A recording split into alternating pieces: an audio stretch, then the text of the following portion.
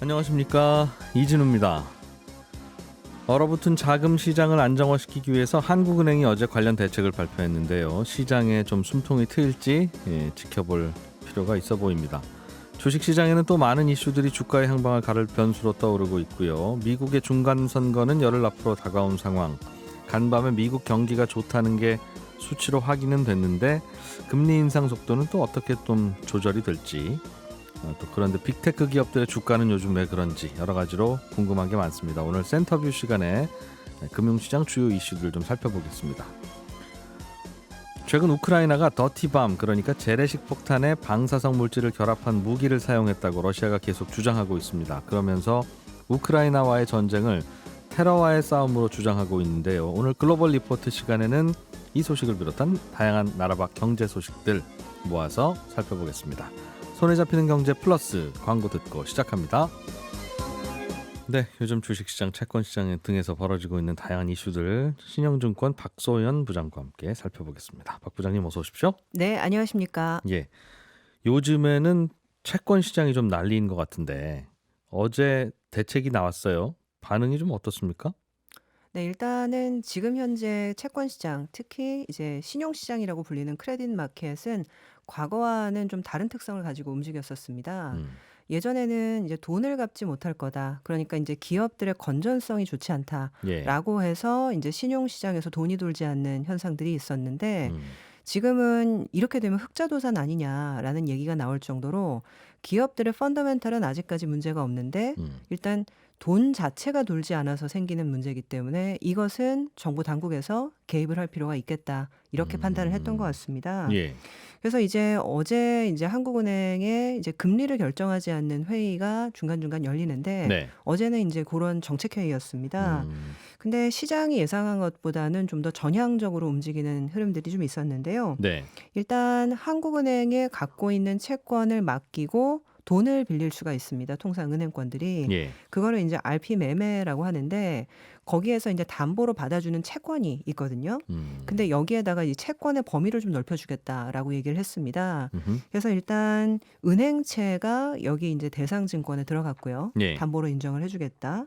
그리고 음, 이제 9개 공공기관채가 이제 들어가게 음, 되는데 이 9개 공공기관채가 들어간 게 굉장히 중요한 것이 올해 한국전력이 적자가 굉장하다라는 예, 얘기를 아마 많이 들으셨을 겁니다. 음. 올해 뭐 누적 적자가 30조 원이 될 수 있다 뭐 이런 얘기가 나는데 그래서 시장에서 채권 많이 발행하고 있다고요? 그렇죠. 예. 근데 이 한국전력의 채권이 지금 담보 대상에 들어갔습니다. 이번에 새로. 그렇죠. 그러다 보니까 일단 지금 3개월이긴 합니다. 11월 1일부터 시작해서 내년 1월까지 3개월이긴 하지만 이 음, 담보가 되는 대상 증권이 넓어졌기 때문에 이걸 채권을 갖고 있으면 맡기고 돈을 받아올 수 있겠다라는 생각을 하게 되는 거죠.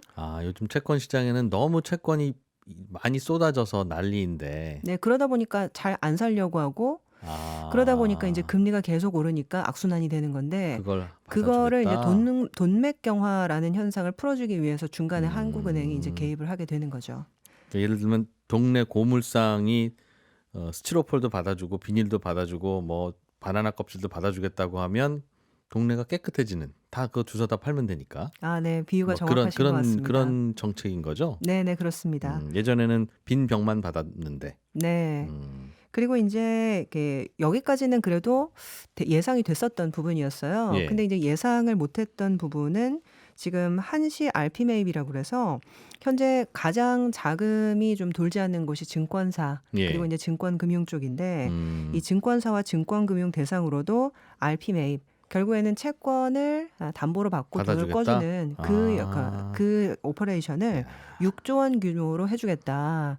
물론 음, 6조 원 규모가 충분한가 충분치 않은가는 논의의 대상은 될 수 있겠지만 네, 일단은 이것도 지금 3개월 정도 시행해 주기로 했기 때문에 음, 아마 급한 불은 껐다라고 생각을 할 수가 있을 것 같습니다. 음, 일단 가장 중요한 거는 이 3개월 사이에 네, 구체적으로 시장의 펀더멘탈 개선이 발생하면 아주 금상첨화일 것 같고요.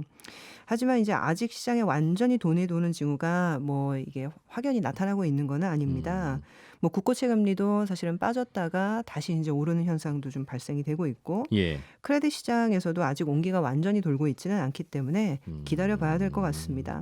또 기본적으로 이런 오퍼레이션을 한 한국은행의 이제 의도가 중요한데 네. 실제로 이창용 총재께서 금융 안정을 위해서 시행하는 것이기 때문에 현재 통화 정책 기조와 배치되는 것은 아니다라고 말씀을 하셨거든요. 무슨 얘기죠, 그게?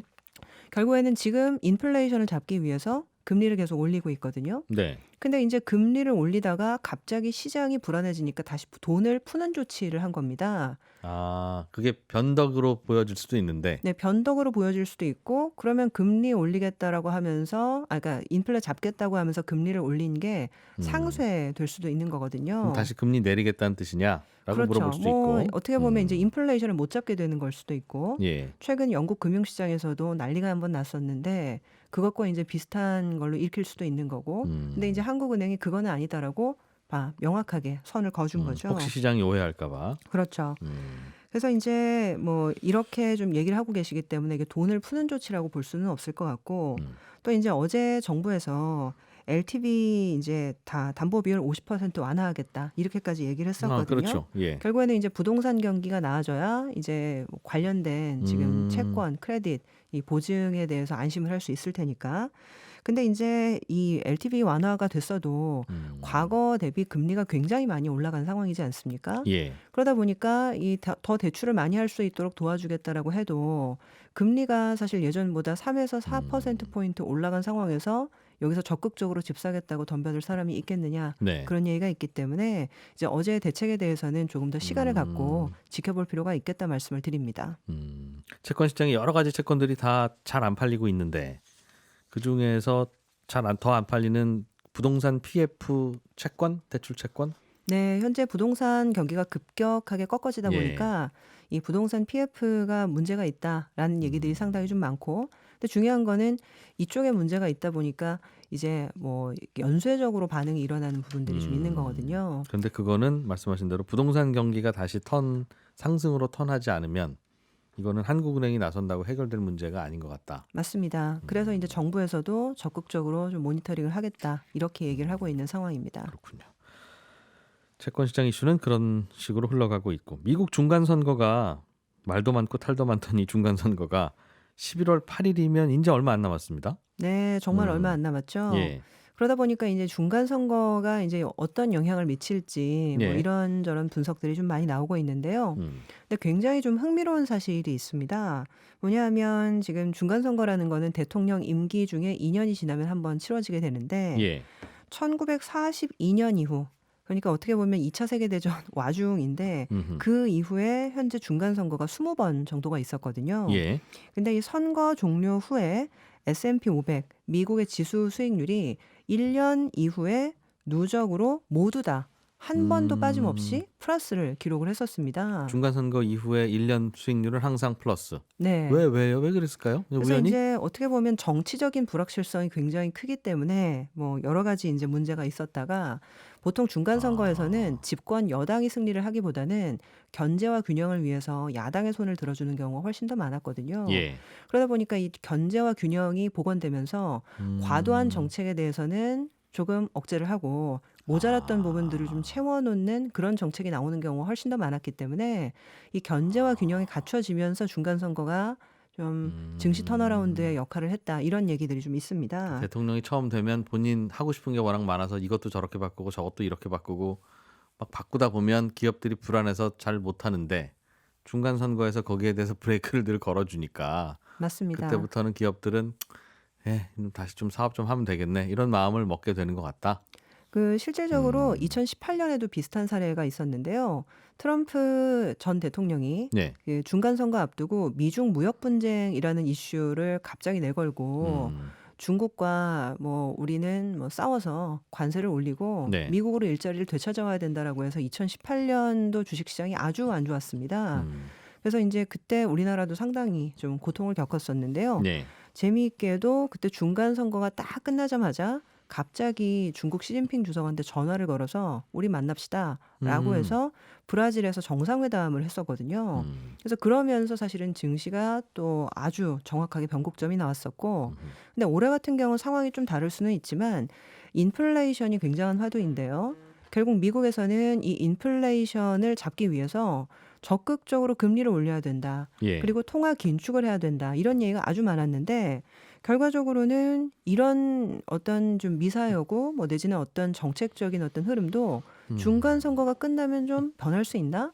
왜냐하면 지금 금리를 너무 많이 올린 거 아니냐라는 얘기가 뭐 한국도 그렇지만 미국도 그렇고 모든 나라에서 많이 나오고 있거든요. 물가 선거 전에 물가 잡는 열심히 일하는 모습 보여주기 위해서 그런 거다. 그렇죠. 왜냐하면 아. 인플레이션 자체가 굉장히 국민들에게 고통을 주고 있기 때문에 예. 그 고통을 주는 인플레이션을 잡은 대통령이라는 이미지를 선거에서 활용하고 싶었던 거 아니냐. 네. 이런 관측인 거죠. 그래서 일단 선거가 끝나면 좀 나아지지 않을까라는 기대감이 있는데요. 일단 지켜볼 일입니다. 예. 뭐 여러 가지 또 얘기들이 있는 게 인플레이션과 금리 인상도 그렇지만은 러시아 우크라이나 전쟁도 변곡점이 좀 나오는 거 아니냐라는 기대감이 조금은 있습니다. 이게 사실 전쟁의 결과나 내지는 뭐 지금 러시아의 속마음을 예측할 수는 없지만 네. 그 우크라이나가 최근 그런 우려가 있다 하더라고요. 공화당이 만약에 하원을 장악하면 지금 하원 장악은 거의 될 걸로 보고 있고 네. 상원까지도 가져가는 거 아니냐 이런 얘기들이 좀 있는데 요즘 중간 선거 예측이 그렇습니다. 예.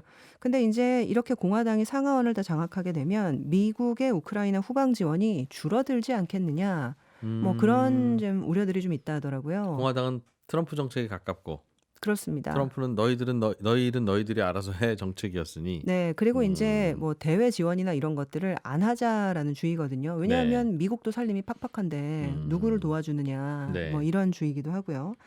그래서 11월 중순에 G20 정상회담이라고 해서 네. 정상들이 다 모이는 회의가 있는데 여기에 지금 푸틴 대통령이 참가를 하느냐 마느냐 아직은 지금 뭐 정확하진 않은데요. 만날 수 있는 거 아니냐라는 관측이 많이 나오고 있습니다. 그렇다면 휴전 이야기가 나올 거다. 그렇죠. 그래서 이제 뭐 이게 미국이 휴전의 당사자는 아니지만 예. 중재 역할을 할 것이다라는 기대감도 좀 있는 상황입니다. 그러다 보니까 이번 사실 11월 8일 중간 선거도 상당히 이 시장에서는 좀 기대가 많다라고 볼 수가 있고요.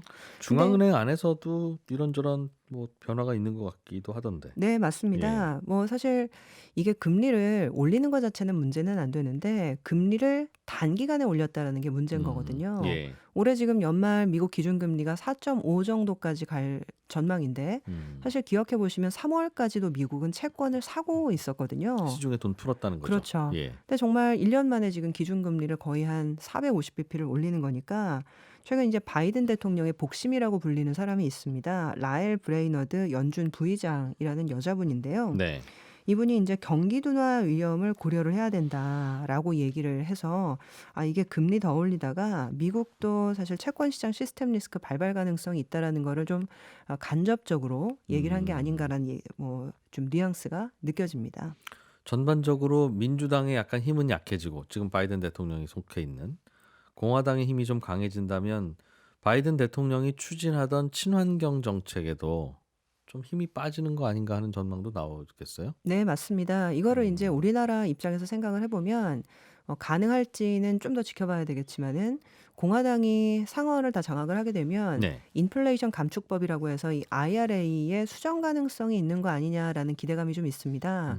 물론 지금 행정부에서는 뭐 그럴 가능성은 없다, 원안대로 추진해야 된다라고 얘기는 하는데 네. 공화당에서는 이 민주당이 협업을 하고 협치를 하려면 우리랑 상의를 했었어야 되는데 우리랑 상의 없이 너무 과도하게 밀어붙였다. 그렇기 때문에 미국 내에서 조달 가능하지 않은 물자들은 조금 완화할 필요가 있다 이런 얘기들을 좀 하고 있거든요. 그러니까 중국산 배터리 쓰지 마라 정책이죠. 전기차도 미국에서 조립된 것만 보조금 줄게 뭐 이런 거고. 네, 맞습니다. 근데 그렇게 되면 사실은 이 중국을 배제하는 것이 사실 목적이었는데 예. 아시겠지만 우리나라 현대기아차도 지금 갑자기 또 유탄을 맞게 됐거든요. 예. 그러다 보니까 이제 현대기아차가 우리가 이제 공장을 대대적으로 짓고 있는데 이거에 대해서는 지금 2년 후에 완공될 때까지 일부분 이제 법안 적용을 유예해줘야 되는 거 아니냐 이렇게 얘기를 좀 하고 있고요. 예. 그래서 이제 만약에라도 IRA 재협상 내지는 이제 수정 가능성이 부각이 되면 일단 우리나라한테는 호재가 되는 부분이 있을 거고요. 그리고 방금 얘기하셨던 것처럼 바이든 대통령이 지금까지 친환경 정책을 굉장히 밀어붙였는데 전기차 그리고 네. 태양광 뭐 사실은 뭐 풍력 태양광 같이 신재생 에너지에 조금 부정적인 좀 변화가 있지 않을까라는 걱정도 지금 하고 있는 상태입니다. 그렇군요.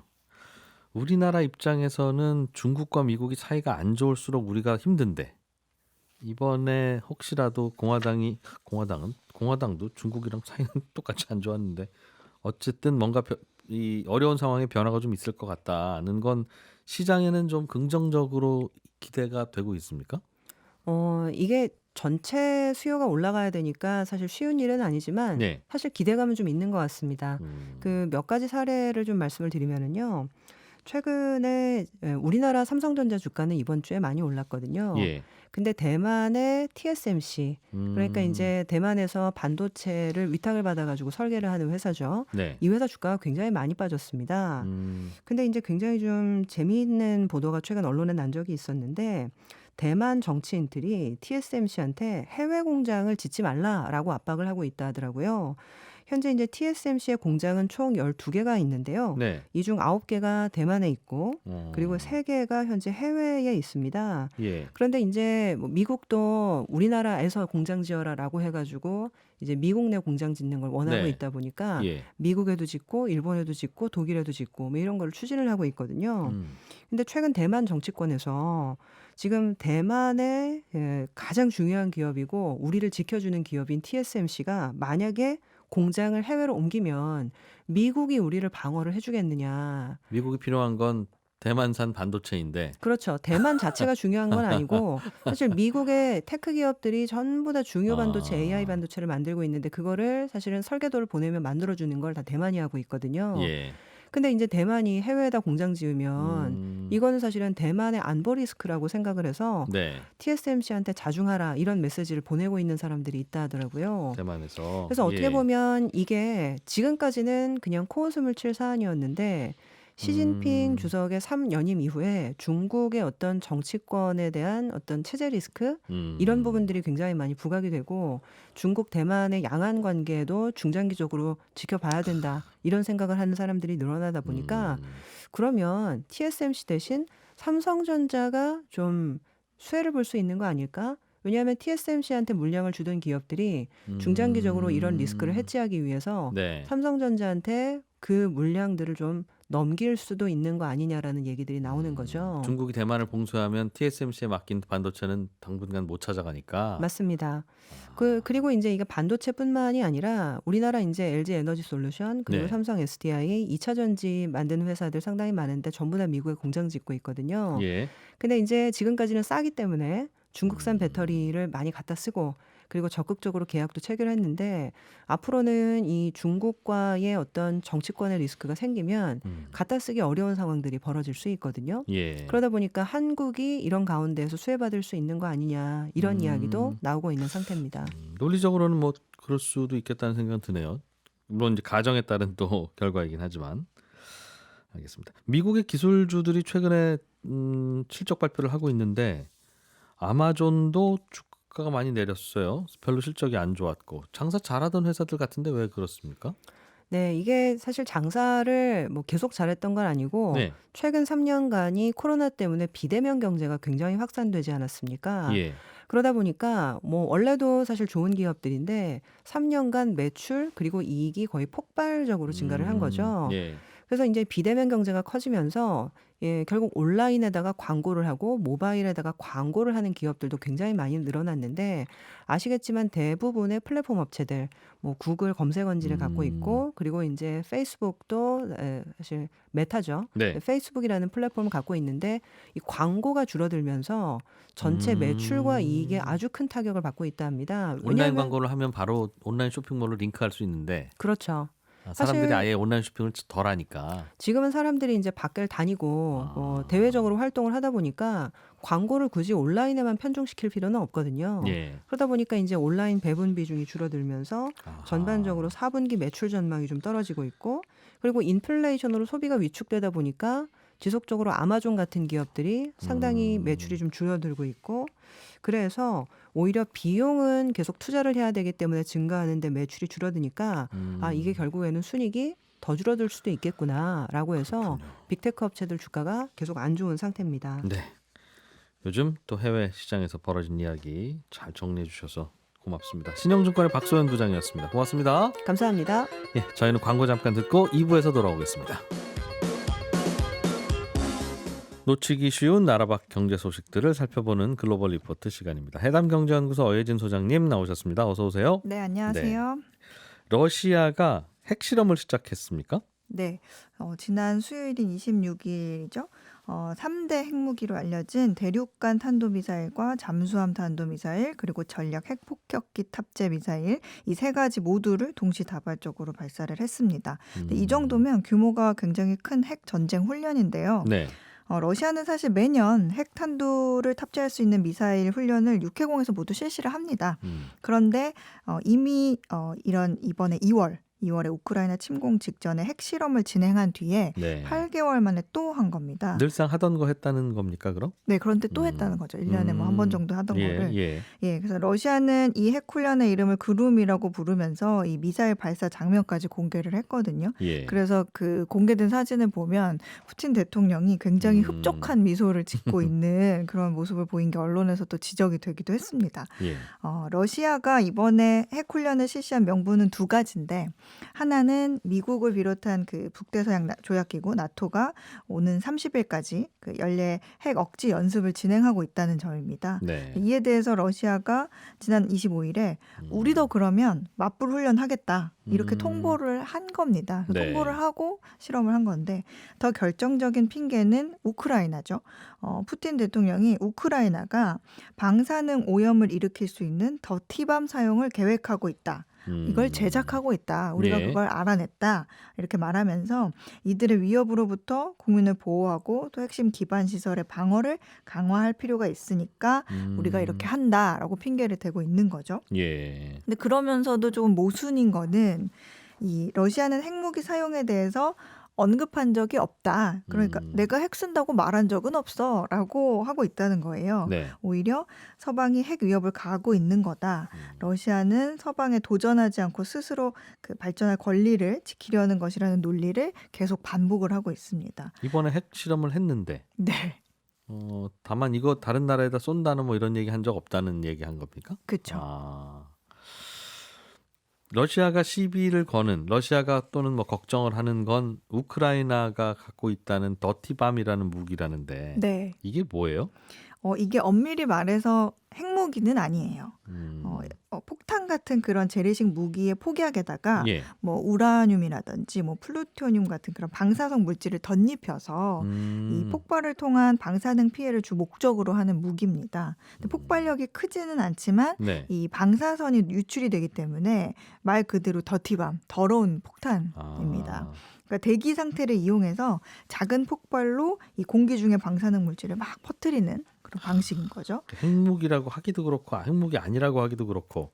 그쵸. 핵무기는 그 예. 핵 분열이나 핵 융합 과정에서 발생하는 그 큰 폭발력을 그 목적으로 하는 네. 그러니까 폭발 자체로도 도시를 좀 파괴할 수 있고 네. 순식간에 다수가 이 목숨을 앗아갈 수 있는 그 우리가 흔히 아는 어떤 전술적 전략적 핵무기인데 그거와는 성격이 조금 다르죠. 근데 이 더티밤은 막상 실제로 사용된 적은 아직 없어요.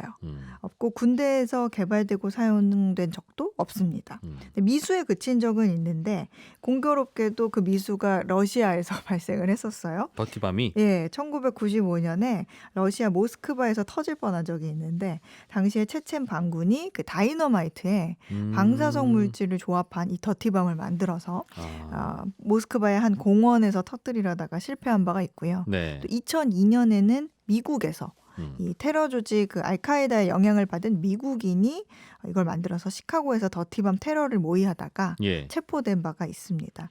이 방사성 물질은 어디서 나서 그 폭탄에다 바른다는 건데.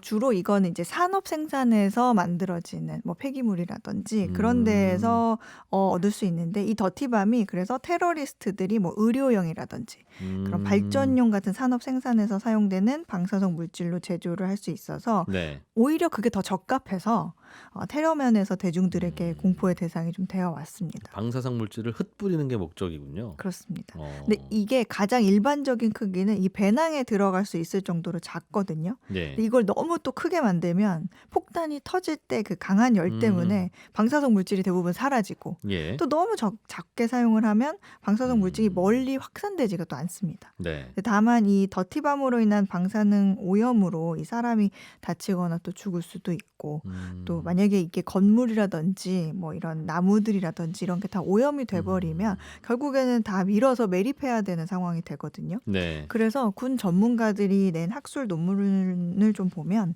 이 대량 사망자를 낼 가능성은 거의 없지만 네.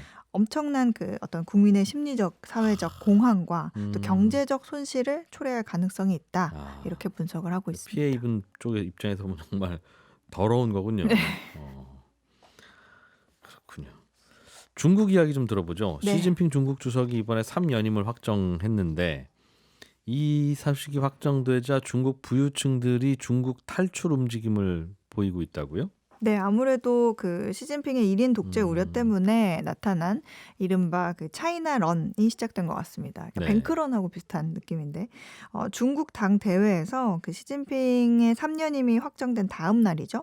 24일에 상하이 고급 주택 가격이 하루 만에 무려 30-40%가 급락하는 현상이 나타났습니다. 아, 상해에 있는 집들이 매물로 나왔군요. 빨리 팔고 가려고. 네, 일례로 그 상하이 부유층이 모여 살고 있는 고급 주택 단지에서 예. 지난달에 뭐 우리 돈으로 뭐 한 117억 원에 팔렸던 주택이 24일부터는 뭐 70억 원, 뭐 107억 원에 팔리던 게 뭐 58억 원 이렇게 떨어져서 매물이 나오고 있다는 겁니다. 네. 근데 이런 모습은 비단 상하이뿐만 아니라 주변 지역으로 확산이 되고 있는데요. 집값뿐만 아니라 금융시장에서도 그런 모습이 크게 나타났었죠. 같은 날인 24일에 하루 동안 이 중국 본토 증시에서 빠져나간 외국인 자금이 역대 최대 수준이 25억 달러. 그러니까 우리 돈으로 하면 한 3조 5천억 원 정도 되고요. 또 위안화 환율도 금융위기 이래 한 14년 만에 최약세를 나타내고 있습니다. 한 가지 이해가 잘 안 가는 건 시진핑이 3연임을 할 가능성이 꽤 높았잖아요. 네, 이변으로서 이번에 3연임이 확정된 게 아니라 그렇죠. 그것도 된다고 그랬고 또 지난 두 번의 임기 동안 시진핑이 집권했었으니까 네. 아니 갑자기 크게 달라지는 건 없는 것 같은데라는 생각은 드는데 왜 중국의 부유층들은 갑작스러운 뉴스로 받아들이죠? 그러게 말입니다. 이 중국 부자들이 이렇게 좀 조급한 이유는 시진핑이 뭐 연임된 거라기보다는 어쩌면 장기 집권이 예상되는 상황에서 부유층에 대한 제재가 더 커질 거라는 그런 우려 때문입니다. 네. 시진핑 주석이 지난 16일 당 대회 개막식에서 한 말이 이 부유층의 가슴에 이렇게 콕 박히는 일이 있었는데 예. 시 주석이 합법 소득은 보호하고 지나치게 높은 소득은 조절하며 불법 소득은 단속해야 된다 이렇게 밝힌 바가 있습니다. 또 이와 함께 재산 축적의 메커니즘을 바로잡겠다 이렇게 강조하기도 했었죠. 그리고 이 시진핑 주석의 경제 아젠다이기도 한 공동 부유 아시죠? 예. 이 컨셉이 이번 당 대회에서 좀 수정된 그 당헌이라고도 하죠. 이 공산당의 기본 강령 방침 이런 문건을 말하는데 예. 여기에 공동 부유에 대한 내용이 새롭게 변경이 됐습니다. 원래도 있었어요. 예, 원래는 뭐 일부 지역과 일부 사람들을 먼저 부유하도록 장려해서 점진적으로 빈궁을 없애고 공동 부유를 달성한다라고 표현이 돼 있는데 예. 이걸 이번에 뒷부분을 고쳤습니다. 점진적으로 전체 인민의 공동 부유를 실현한다 이렇게 바꾸면서 좀 미세하게 바꾸면서 좀 더 공동 부유의 추진 의지를 좀 명확하게 부각하는 방향으로 바꿨다 이런 평가가 나오고 있습니다. 그러니까 시진핑의 집권 자체가 새로운 건 아니지만 지난 두 번의 임기와는 전혀 다른 시진핑의 모습을 우리가 보게 될 수도 있겠다는 걱정이 들었다는 거네요. 그렇습니다. 근데 이렇게 되면 네. 그 다 같이 잘 살자라는 그런 정책들이 더 가속화가 될 거 아니에요? 네. 그러니까 생각해 볼 수 있는 것 중에 하나가 뭐 복지 재원 같은 거 그런 거 마련을 위해서 증세.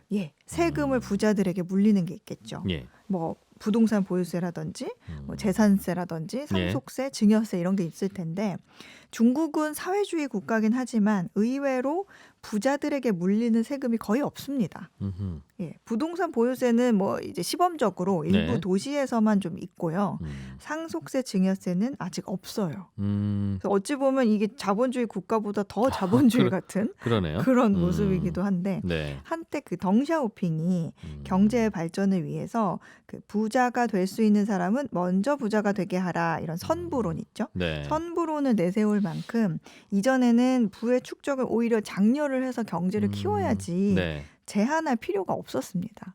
그래서 이런 어떤 세금 제도들이 이렇게 확립이 되지 않았던 건데 예. 근데 점점 이 세계적으로 돈이 많은 부호들이 중국에서 줄줄이 생기고 있거든요. 네, 네. 그러니까 거기다가 이제 양극화 문제까지도 생기니까 시 주석의 발언을 두고 부유층 입장에서는 이거 앞으로 좀 강한 규제가 나오겠구나. 이거 여차하면 내 돈 뺏기겠구나 하는 경고로 들릴 수밖에 없는 겁니다. 그래서 네.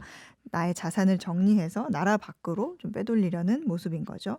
그리고 또 하나의 요인이 있는데 이거는 개인 신변에 대한 위협도 있습니다. 부유층들이 예, 그 알리바바 창업자 마윈이라든지 뭐 테니스 스타 펑사이 등 어느 날 갑자기 사라졌다가 뭐 나타나기도 했던 예. 그런 일들이 있었잖아요. 그러니까 이 때문에 자산가들이 나도 언제 그렇게 될지 모른다. 그런 두려움도 매우 큽니다. 개방하는 중국에서 다시 예전으로 돌아가는지도 모르겠다 하는 네. 걱정들을. 그러면 일단 이 집 팔리면 이민을 가려고 생각하는 건가 봐요? 네, 이 주변에 다른 국가로 자산을 옮기거나 아예 이민을 가려는 부유층들이 많아지는 모습인데 예. 지난 수개월간 그 가문의 자산을 관리하는 네. 그 자신들만의 투자 회사죠. 그러니까 패밀리 오피스라고도 하는데 이 패밀리 오피스를 싱가포르에 설립해달라는 요청이 홍콩과 중국 내 대형 로펌에 급증을 했다고 합니다. 예전에는 뭐 가까운 홍콩을 선호했다고 하면 예. 지금은 중국 정부가 홍콩에 대한 통제를 강화하면서 싱가포르를 좀 대안으로 삼고 있는 겁니다. 네.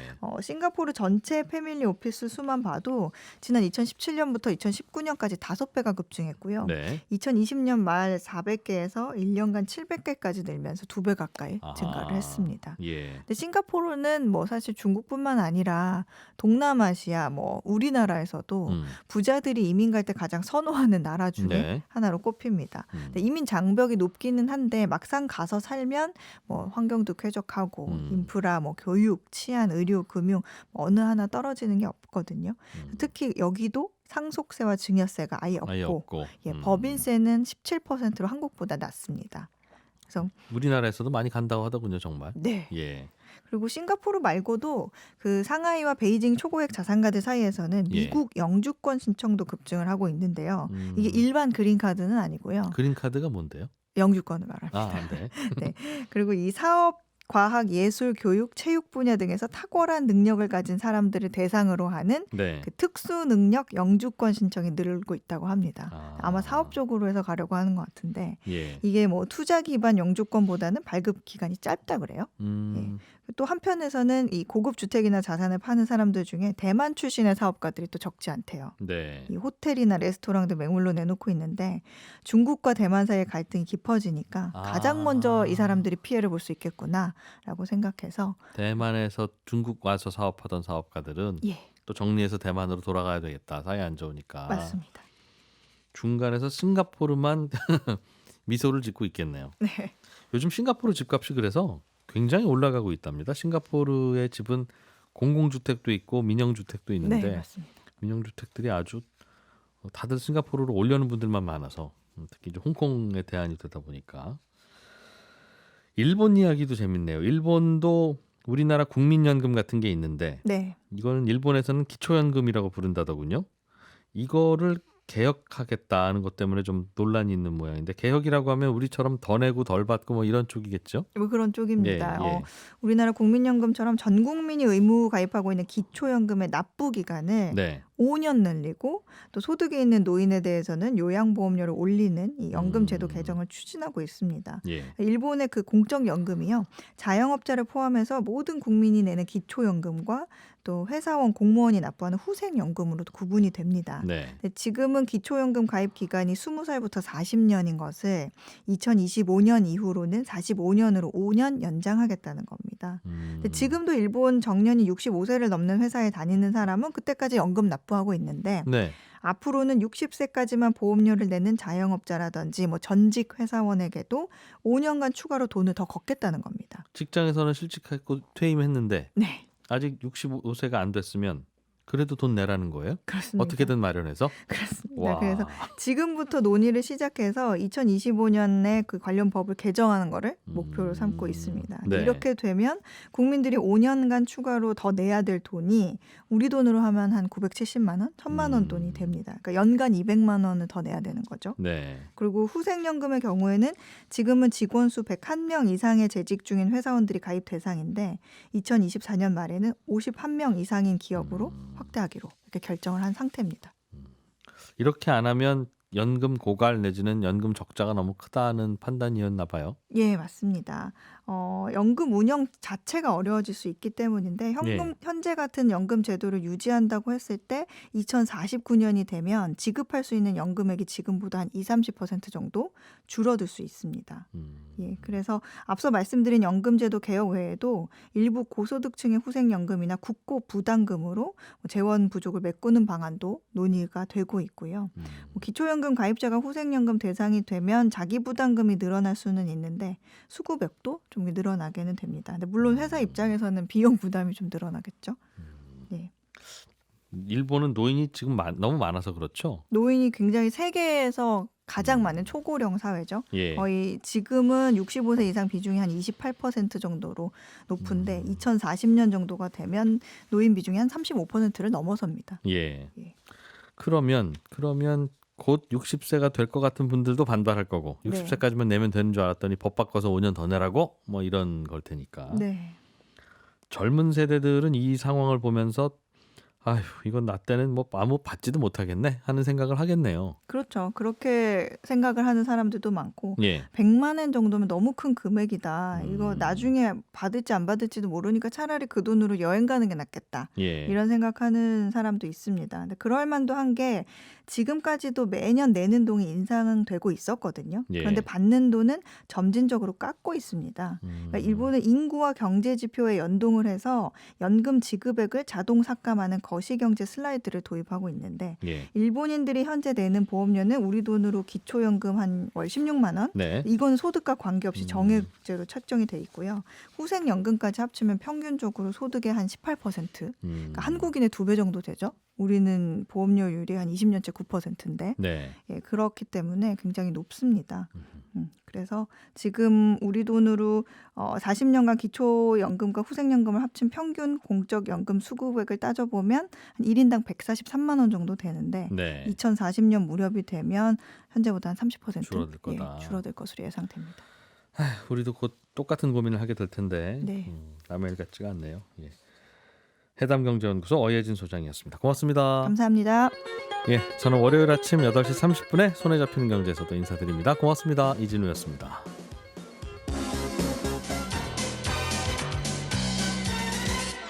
더 깊고 더 재미있는 경제 이야기.